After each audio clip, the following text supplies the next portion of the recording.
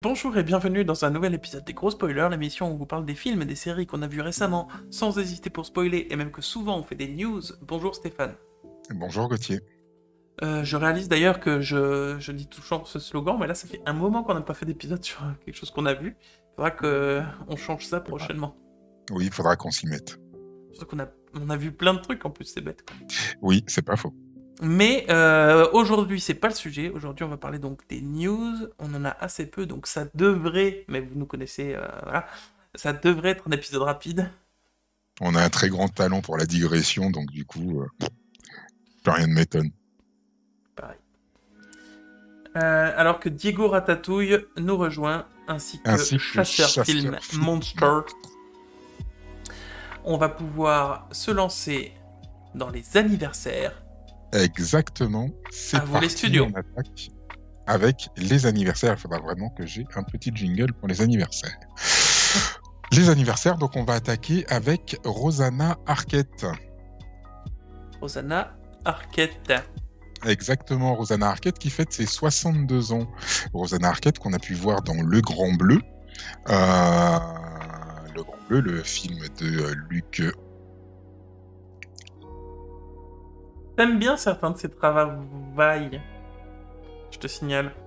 Besson, voilà, c'est ça, Luc Besson. Ça n'arrivait pas à sortir. Et puis aussi dans la série Ratched, plus récemment, la série qui est passée celle qui fait l'infirmière, du coup. Non, c'est pas elle qui fait l'infirmière, mais elle a fait 2 épisodes où elle jouait un personnage, personnage annexe dans la série. Ensuite, on va passer à Antonio Banderas. Antonio Banderas, bah écoute. Antonio Banderas. Pourquoi je l'écris dans ce sens-là, je ne sais pas, mais c'est pas grave. Il lui a 72 ans. Et non, il en a 61. C'est pas vrai. Non, il en a 61, pardon. Voilà, 61 ans, donc on a vu bien évidemment dans Desperado, qu'on a découvert dans les films de Pedro Almodovar, et qu'on a vu ensuite dans nombreux films. Il a fait Expendables, il a fait Zorro, il a fait Zorro, les 2 Zorro. Enfin bon, je vous laisse aller voir sa filmo, hein, je ne vais pas non plus détailler toute la filmographie d'Antonio Banderas qui est très connue. Papa Manga qui nous dit Ratchet et Clank. Canaillou. C'est un jeu vidéo. Voilà. Canaillou, c'est un jeu vidéo ? Non, Ratchet et Clank. Et Clank, pardon. Ensuite, on va passer à ce cher Brenton Thwaites. Ah, ça c'est quand il a quelque chose à dire, Brenton Thwaites. Non. C'est pas ma meilleure, mais... Ah oui, en plus il a l'âge, donc nickel. Ça marche. Ah, mais c'est... il a 32 ans. Oui, c'est dans Titan, effectivement. Dans Titan. Oui, c'est Robin dans Titan. Dick Grayson, Robin dans Titan. Effectivement, il fête ses 32 ans. Ça lui va bien les cheveux longs, dis donc. On va ensuite souhaiter un joyeux anniversaire à Lucas Till, TI2L. Lucas Till, qu'on a vu dans X-Men, et il a incarné Alex Summers, le frère de Scott Summers, puis X-Men First Class, et puis il est dans la série MacGyver depuis 2016. Le reboot de 2016, de la série MacGyver, et qui s'est terminé cette année après 5 saisons. Et c'est lui qui fait le rôle titre, puisqu'il est Angus MacGyver dans la série, et il fête ses 31 ans. Ça a fait autant de saisons que ça ? Ça a fait autant de saisons que ça, ouais. J'ai pas vu un épisode, je peux pas juger, mais... Moi, j'ai vu les 2 premiers épisodes et j'ai été très déçu. Ouais, je comprends. Après, je pense que c'est pas les anciens qui étaient visés par la oui, série, je pense aussi. Je pense aussi, ouais. Alors que Chasseur Film Monstre nous dit il y a la bande-annonce de Lucifer saison 6. Je vais me le noter parce qu'effectivement on l'avait pas noté. Donc, je vais le noter là. Lucifer saison 6 trailer. Et Papa Manga nous dit je vois que Gauthier n'a pas amélioré ses jeux de mots. Non. Celle d'il y a 2 semaines du coup. Ou celle d'il y a 3 heures. Ah, il y en a une il y a 3 heures, tiens. Ouais. Ah oui, il y a eu un teaser il y a 2 semaines. Et il y aurait eu un trailer il y a 3 heures. Bah, on regardera ça du coup. Merci pour l'info. Merci beaucoup pour l'info. Ensuite, on va souhaiter un joyeux anniversaire à Justin Theroux. T'es roux? Oui. T-H-E roux. Non, je ne suis pas roux. Faut arrêter avec ça.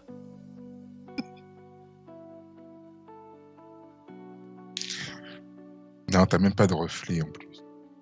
D'ailleurs, on va... Petit aparté, on va avoir des nouveaux chatons bientôt.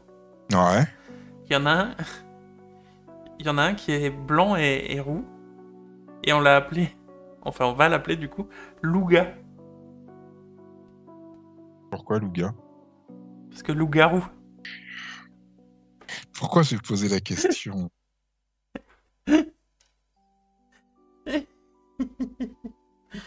Ah, mais ça me plaît beaucoup. Bon.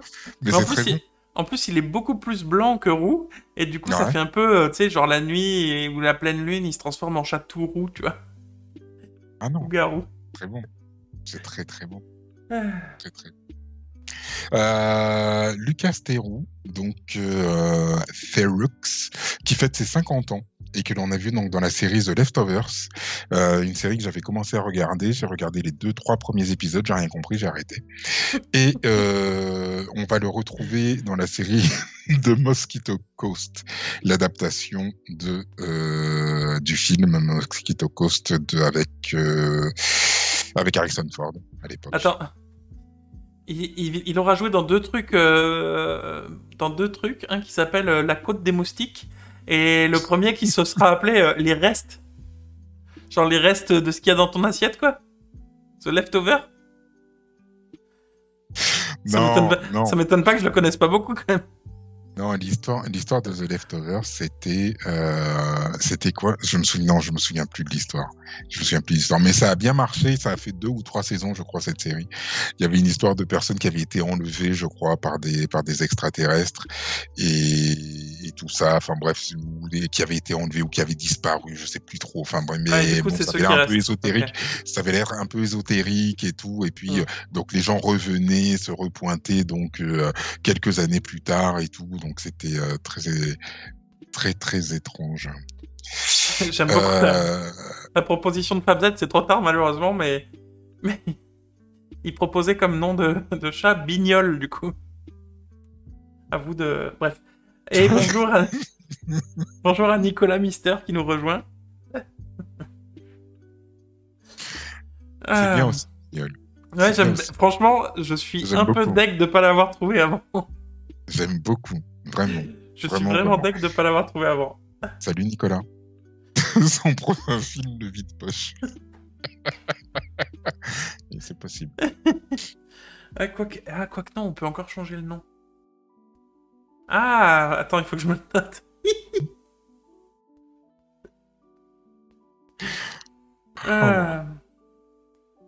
Ok, c'est noté. Merci Fabzet pour cette proposition. Ok, ensuite. Ensuite, on peut attaquer les news.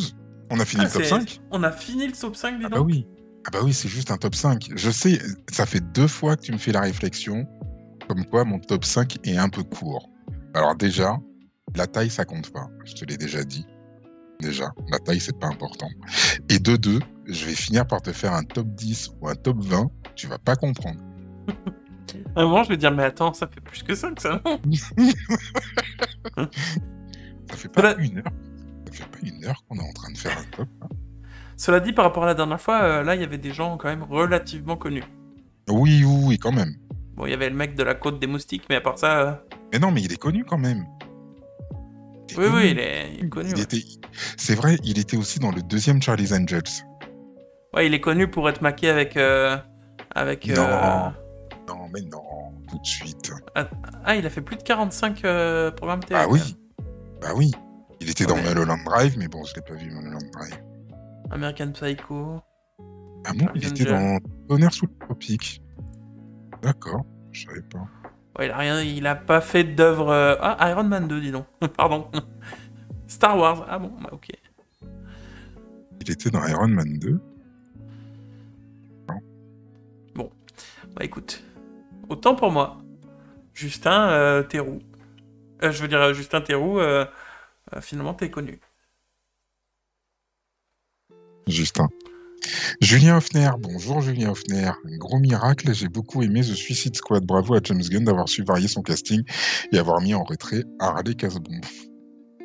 Oh mais écoute, c'est incroyable que Julien puisse avoir apprécié le film, je pense.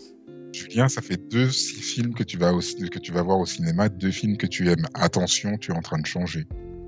Attention. J'ai très envie de le voir. Suicide Squad 2, j'en entends que du bien. J'en ai entendu du bien et du moins bien, ouais. Donc... Bah c'est parti. C'est parti. Donc Germinal sur France 2. Exactement. Moi, je suis un grand fan d'Émile Zola et un grand fan des Rougon-Macquart. Et là, donc on avait eu une adaptation de Germinal en film. On se souvient à l'époque avec Renaud, Depardieu, Miu Miu, etc., etc. Et donc là, France 2 est en train de travailler, a travaillé avec la télévision italienne pour justement nous livrer une série Germinal, une série qui sera en 6 épisodes, je crois, et donc qui va s'intéresser donc à tous ces personnages qu'on retrouve dans l'œuvre de Zola. À noter donc que c'est une histoire de mineurs qui se passe dans le Nord, pas très loin de Marchienne, dans le Nord, et où on suit donc Étienne Lantier, un homme qui est embauché donc dans là c'est écrit donc aux mines de Montsou, et puis il va rencontrer donc la famille Maheu. Il va s'installer avec les Maheu, tomber amoureux de la fille Maheu, etc., et puis il va un petit peu mener une révolution quand il va y avoir une baisse de salaire pour les mineurs, et puis il va mener une petite révolte avec les syndicalistes de l'époque. Voilà. Moi j'ai adoré lire le bouquin quand j'étais au lycée. J'avais beaucoup aimé le film, l'adaptation qui en avait été faite. Il y avait eu une première adaptation aussi. Maintenant que j'y repense, il y avait une première adaptation, je crois, avec le père de Claude Brasseur, je crois. Je crois que je l'avais aussi trouvé très très bien. Et donc là, j'attends avec impatience donc cette série qui devrait arriver à la rentrée. Elle devrait peut-être arriver en avant-première sur Salto, comme d'habitude sur la plateforme Salto, puisque c'est un programme de France Télé. Donc ça devrait arriver en avant-première sur Salto, et puis ensuite à la rentrée, ça devrait arriver sur France 2. Alors, je précise que tu dis à la rentrée, ça arrivera sur France 2. Je m'inscris en faux, d'après cet article en tout cas. À la rentrée, il sera présenté en avant-première au Festival Sérimania. Et il sera ensuite diffusé a priori dès cet automne. Donc plutôt fin septembre, octobre. Autant pour moi. Sur France 2. Voilà. C'est parce que moi, depuis la fac, en fait, je base à la rentrée sur la rentrée de la fac, en fait. Donc au mois d'octobre, c'est pour ça. Ouais, de toute façon, la rentrée à la fac, c'est à peu près au moment des examens en mai-juin. Ouais, ça dépend s'il y en a qui toussent ou pas, en fait. Julien te précise qu'il n'est pas allé au cinéma, que c'est en fait son frère américain qui lui a envoyé en VHS, probablement. Que FabZ dit, c'est comme si Stéphane nous disait qu'il a adoré Monster Hunter, il est pas prêt de faire beau. Et ensuite, je vois que t'es vraiment fan de toute cette œuvre-là, on dirait, non? Germinal et compagnie. Ouais. Germinal, Nana, c'était au bonheur des dames, c'est ça. Celui sur le magasin, j'ai adoré. Je découvre une autre facette de toi, quoi. Ah non, mais Zola et Balzac, c'est le sang, frère. Ça va tellement pas ensemble, ces deux phrases. Ok. Je pense que c'est ce qu'on va retenir de l'épisode. Zola et Balzac, c'est le sang. Le sang. Tiens, je vais changer le titre tout de suite. Parle pendant une seconde, je change le titre tout de suite. Ah bah écoute. Zola. Comment t'écris Balzac? Quoi? Comment t'écris Balzac? Balzac. Merci. Je t'en prie. Le sang. Je t'en prie. Donc, en attendant, Chasseur Film Monstre nous dit « Je préfère Monster Hunter que Avengers ». Ah, fait ce signe-là parce qu'on dit Ah, Avengers. C'est ça, exactement. Et Julien Hoffner qui me conseille la série The Last Kingdom sur Netflix, c'est juste de la bombe. The Last Kingdom, ça me parle. Oui, c'est le dernier royaume. Ah oui, celui à gauche avant le... Bah en fait, c'était l'avant-dernier jusqu'au... Ah ouais, mais je veux pas spoiler. Donc je vais pas faire cette vanne, sinon ça spoil. Tu l'as vu? On parle pas de la même chose. Ah, d'accord.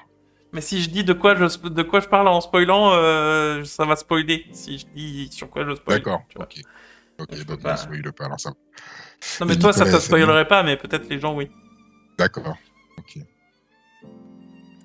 Ensuite... et là, ça compare Vikings à The Last Kingdom. Ah non, Julien Hoffner ne compare pas. Ok, bah écoutez, je note The Last Kingdom. Je vais regarder ça. Ensuite, nous avons Dwayne Johnson, Ryan Reynolds.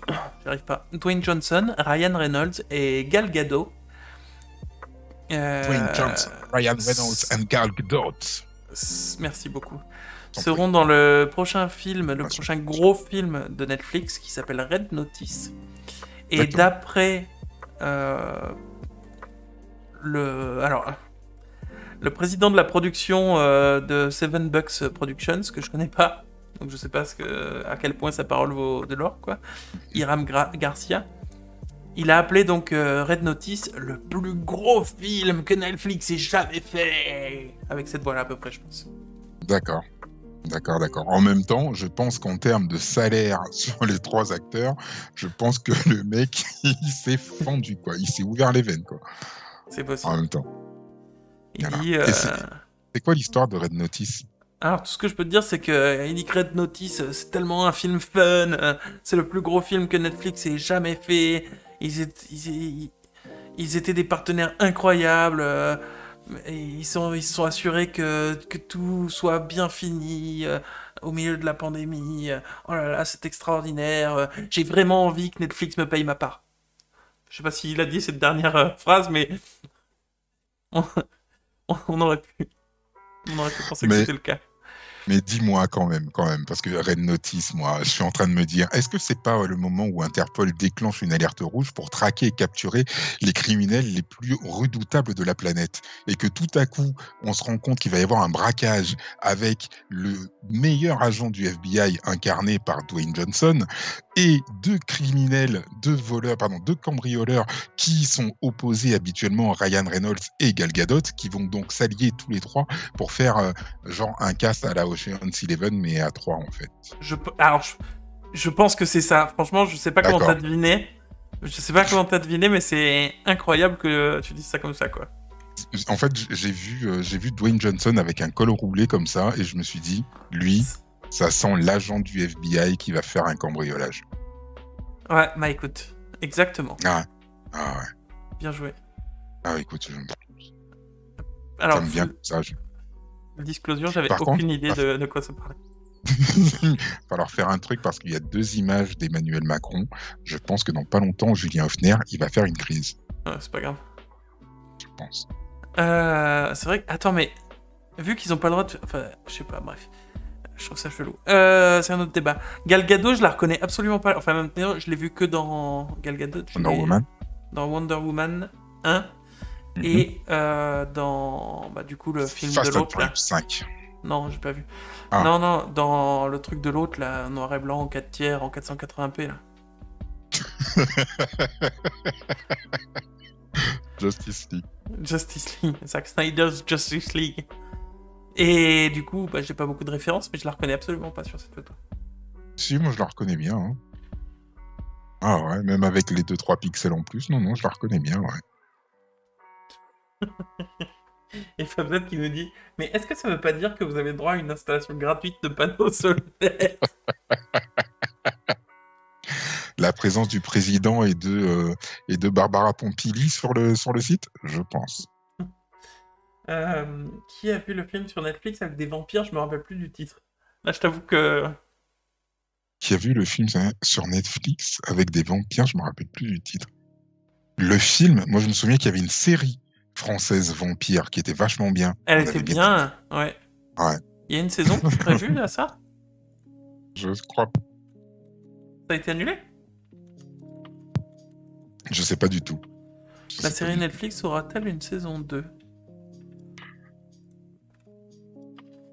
Ah, puis moi, si tu me promets des barbares danois, Julien Hoffner, c'est évident. C'est évident que je vais me faire les 4 saisons d'affilée. Il y a 4 saisons quand même?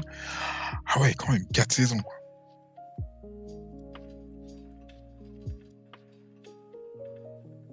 Bah, je ne sais pas. Écoute, personne n'en parle. Jean-Michel, tout va bien.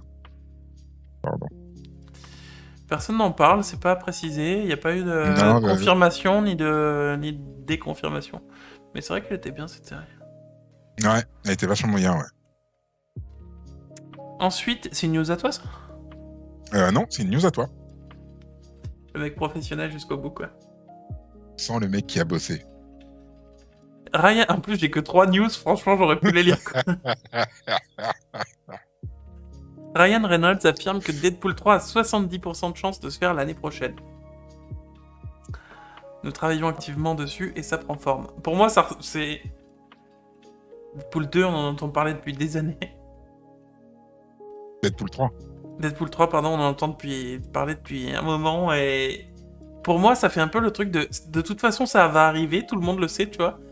Mais on sait jamais quand, et voilà. Et là, ça fait encore... Oui, non, mais vous inquiétez pas, ça arrive l'année prochaine. Voilà. On n'oublie pas, les gars, hein, on vous jure. Ça va venir.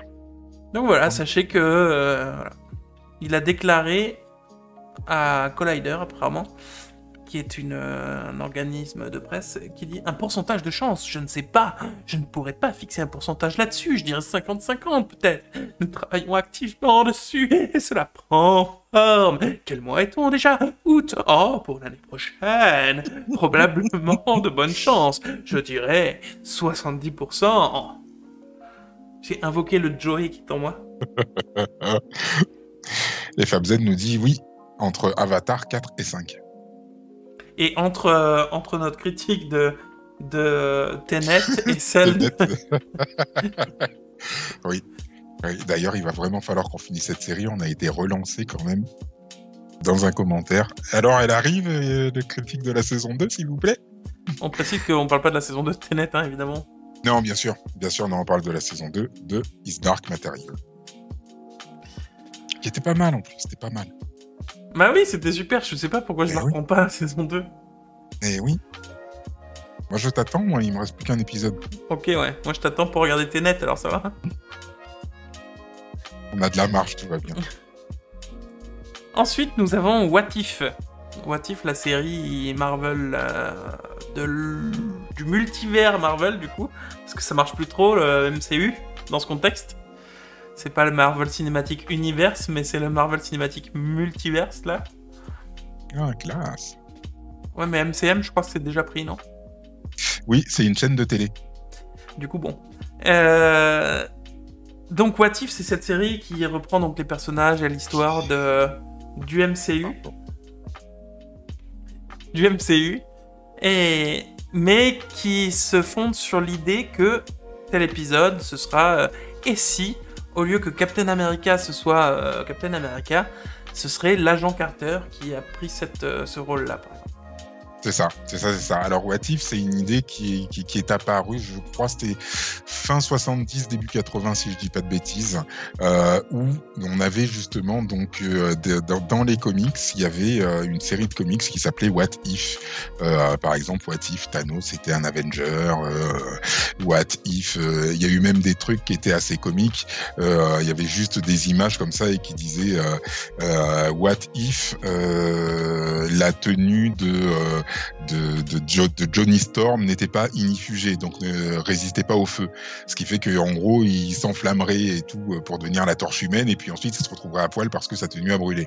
Voilà, et des trucs comme ça, des petits trucs comme ça. Mais voilà. Mais donc là, on va avoir donc cette série animée, effectivement, sur plusieurs personnages, équipes, etc., etc. Donc tu prenais l'exemple de cette chère Peggy Carter, voilà, qui va devenir Captain Carter, puisque c'est elle qui aura hérité du super sérum et du bouclier. Elle sera accompagnée d'un Steve Rogers qui sera dans une armure. On va avoir T'Challa qui va prendre la place du mec des de Gardiens de Peter la Galaxie. Quill. Voilà, de Peter Quill et qui va devenir Star-Lord. Voilà, on va avoir plusieurs petites histoires comme ça qui vont venir pimenter un petit peu le multivers de Marvel. T'imagines le hasard quand même? Le hasard. Je veux dire, que Peggy Carter devienne Captain America à la place de Captain America, à la limite, tu vois, c'est un énorme hasard, ce serait fou que ça arrive à la place, tu vois. Mais il y a quand même un lien entre les deux. Ils sont relativement proches, géographiquement, dans l'époque et tout ça. Pour que T'Challa soit récupéré, enfin on verra, mais c'est pour que T'Challa soit récupéré à la place de Peter Quill, alors que Peter Quill il a été récupéré de mémoire, il a été récupéré, demandé par son père, non? Oui. Donc il a été récupéré T'Challa, alors que T'Challa il a rien à voir, c'est même pas sur le même continent, enfin, et que ce soit du coup quelqu'un qu'on connaît. Ouais. Et que ce soit pas juste un autre Kidam. Enfin... Après, moi, je sais pas s'ils ont besoin de l'amener. Ils racontent juste un what if, tu vois. Ils racontent pas comment c'est arrivé. Ce serait presque décevant pour moi qu'ils montrent comment c'est arrivé. Ah ouais? Moi, j'aimerais bien quand même une petite explication quand même. En fait, déjà. Ouais, mais vite fait, genre 10 secondes. Voilà, quoi. oui, non, mais un truc de très très court, bien sûr. Un truc de très très court, de très succinct, mais surtout dans ce cas-là, en fait. J'avoue que, comme tu disais, c'est vrai que passer de Peter Quill à T'Challa, c'est quand même énorme. Enfin, le gap est quand même énorme, effectivement, et j'ai bien envie de savoir comment est-ce qu'on en est arrivé là. Voilà. Comment Yondu, est-ce qu'il a accepté? Est-ce qu'il a en fait pris les deux? Et que finalement il a filé Quill à son père et qu'il a gardé T'Challa. Voilà. Comment est-ce qu'on en est arrivé là? J'aimerais bien le savoir. Et puis même si la série, elle n'a pas d'intérêt narratif pour le MCU, ce qui est très possible, même s'il y a une possibilité dans l'autre sens, mais a priori ce sera pas le cas. Même si c'est pas le cas, c'est pour moi quelque chose d'intéressant à regarder parce que c'est divertissant. Et purement divertissant du coup.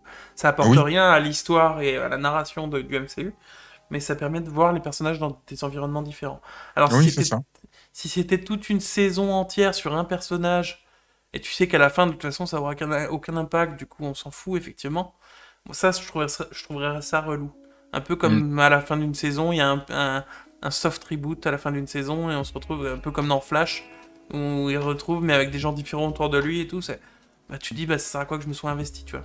Mais là, c'est chaque épisode qui est un what if à part entière. Du coup, pour moi, ça peut être rafraîchissant d'avoir ce genre de choses. Oui, parce que j'ai vu qu'il y avait des gens qui demandaient à ce que soit adapté, certaines histoires soient adaptées en film, mais il n'y a pas d'intérêt, en fait. Si il n'y a pas de transfert du personnage vers l'univers, donc sortir du MCM pour basculer dans le MCU, ça, il n'y a pas d'intérêt à en faire des films, en fait. Ouais, tout à fait. Et du coup, voilà, c'est pour ça que c'est bien que ce soit juste une petite série animée comme ça. Du coup, ça peut être divertissant. C'est pour ça que moi, là, du coup, je suis pas trop d'accord avec Julien qui dit... Enfin, je suis pas d'accord. Julien, ça l'intéresse pas, je peux pas ne pas être d'accord avec ça. Mais je veux dire, moi, je trouve que ça peut être divertissant, et puis on s'éloigne un petit peu des 3 séries où on avait des infos, tu vois. Là, enfin, on a un truc un peu plus léger. Oui. Voilà. Et donc, la news, c'est bon, non seulement qu'il y a 3 épisodes demain, a priori, d'après ce que tu m'as dit. C'est ça, exactement. Mais surtout, la news que j'avais mis, c'est pour ça que je l'avais mis, c'est qu'il y a eu 3 épisodes des légendes, Marvel Studios, les légendes sur Disney+, qui sort des mini-épisodes régulièrement avant les séries et les films de Marvel, qui te présentent à nouveau, je veux dire, les personnages que tu vas rencontrer pour avoir leur histoire, etc., avec les images des films et des séries qui sont déjà sorties. Et donc, par exemple, là, t'en as un sur Peggy Carter, avec les images du film Captain America. Ça. Donc voilà, c'est intéressant si vous vous rappelez plus trop des personnages, de pouvoir vous avoir un petit rafraîchissement, quoi. Ça va. Oui, moi aussi, je suis pas d'accord avec Julien. Non, je suis pas désintéressé par ce projet. Je suis pas hypé, je suis pas complètement fou et tout à danser sur ma chaise et tout à cause du What If. Pas du tout. Maintenant, je trouve l'idée rigolote. Ça fait un petit, voilà, c'est comme un petit Werther's original, quoi. Ça passe bien, on va pas en abuser, mais voilà, ça passe bien, quoi. C'est agréable. C'est original, tu vas pas en abuser. Non, jamais, non. Bref. Supergirl, Melissa Benoît fait ses adieux à la série. Oui, alors j'ai mis cette news parce que je me suis dit qu'il y a peut-être des gens qui sont intéressés et qui regardent toujours Supergirl. Moi, j'ai arrêté de regarder Supergirl, je crois que c'était la saison 2 et demi, 3 peut-être. Il y a eu 6 saisons quand même. Donc je me suis dit waouh, ça a quand même vachement bien tenu. Et donc là ils viennent de finir la 6e saison, de tourner la 6e saison. Et donc voilà, ça se termine. Donc écoutez, très bien pour ceux que ça intéresse et qui ont tout suivi. Écoutez, j'espère en tout cas que la série vous a plu. Moi je pense que la seule série de la CW qui vaille le coup, c'est Legends of Tomorrow. Maintenant, j'ai eu de très très bons échos de Superman, la série récente là sur Superman, qui apparemment était plutôt pas mal. Je me la suis gardée sous le coude, je l'ai pas encore vue. Je me rappelle plus si elle fait partie du CW-verse. Comme c'est le Superman, c'est son Superman à elle, il devrait, ouais. Il devrait, hein. Mais moi j'avais bien aimé cette série, mais Supergirl. Mais je crois que c'est le CW-verse justement qui m'a un peu fatigué. Avec Flash qui était toujours... voilà. Et puis c'était un peu de pire en pire, quoi. Ça m'avait... Plein de trucs qui m'avaient tué, quoi, mais... Ouais. Ce qui me revient en tête, le pire, c'était un exemple, c'est bête, hein. Mais du scientifique le plus intelligent du monde qui disait « Ah non, il reste pas plus que 90 000 possibilités quand tu fais un code à 9 chiffres, mais 72 000. » Et alors, c'était pas du tout ça, quoi. Bref, mathématiques de base. Et c'était un peu tout le temps ça, et c'était un peu relou, et ça transpire un peu sur tous les projets de ce type-là, tu vois. Legend of Tomorrow compris. Non, Legend of Tomorrow, c'est le best. Oui, non mais ça... Alors, je suis pas d'accord, mais par contre, il y a le même côté un peu pas réfléchi que dans les autres séries. Juste, là, c'est vraiment poussé à fond, et ils se font plaisir en le faisant. Et c'est aussi ça que t'aimes.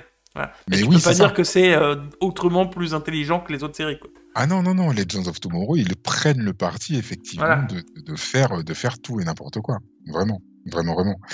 Et donc, Julien Hoffner nous dit que Lois and Superman, donc voilà le vrai nom de la série du Superman de la CW, il nous dit que c'est à part. Il n'y a aucune mention du CW. D'accord. CW-verse. Merde.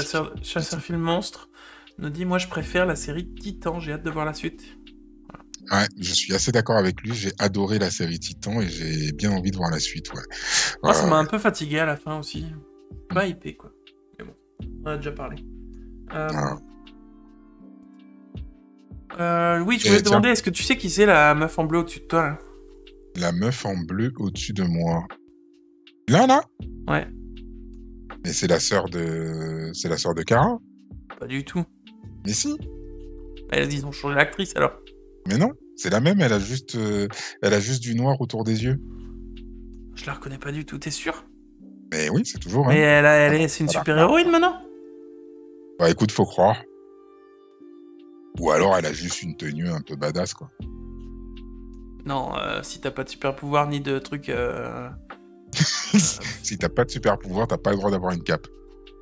Non mais là, c'est forcément une super-héroïne.